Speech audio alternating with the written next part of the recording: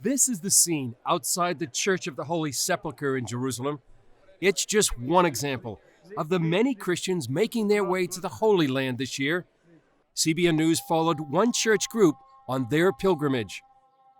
Many Christians begin their journey not in Jerusalem, but up in the Galilee, where Jesus began his earthly ministry.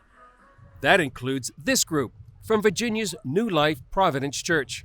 Who knows, Jesus might have been stilling the storm right in this very spot. It certainly wouldn't be unlikely. Pastor Dan Backens says coming to Israel means a lot. As a pastor, what I enjoy about coming to Israel is, first of all, to see the excitement in the parishioners that come with me or the guests that can come along in our tour group, to see the Bible come alive for them and what God does in their own heart through their trip here to Israel. Debbie Carter waited 38 years for her chance. I have cried and wept and leapt for joy the whole time I've been here, seeing the many spots where my Lord walked. Many others feel the same. It's a life-changing experience, a life-changing experience. I would not have missed it for the world.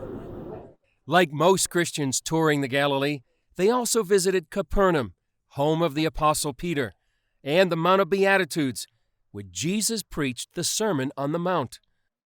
After the Galilee, many tours head south to visit the Dead Sea and Qumran, where the Dead Sea Scrolls were discovered.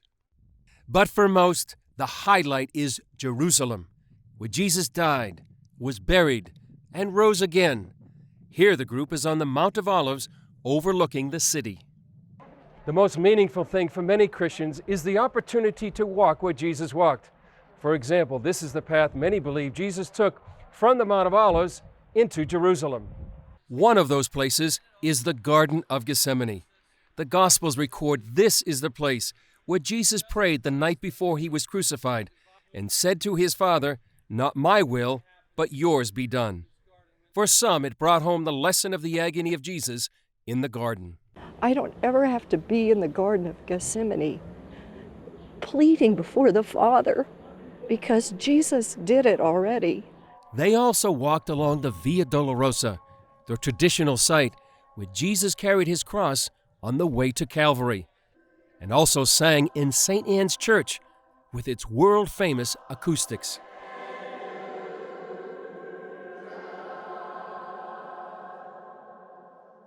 Their tour guide, Erez Bar David, has led thousands of Christians throughout the land of the Bible.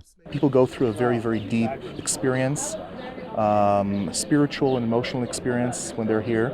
I think it's just this deeper understanding of Scripture.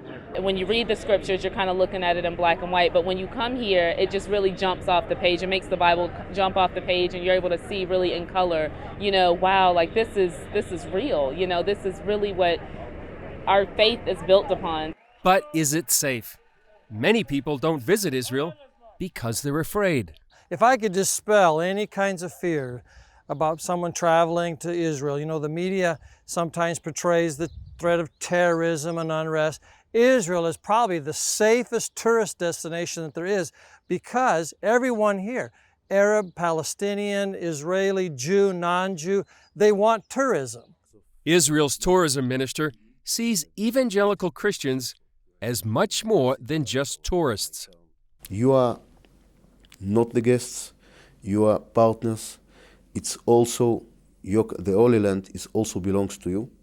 Christian pilgrims say there are many reasons to visit Israel, from the personal to the prophetic. It's a real tangible way that we as Christians in the United States can support Israel in this very important time, not only prophetically, but in their national history, what they're going through too. It's become an amazing personal experience for me, one that I'll never forget, and it's almost too much to put into words. And for many, it's like coming home. Chris Mitchell, CBN News, Jerusalem.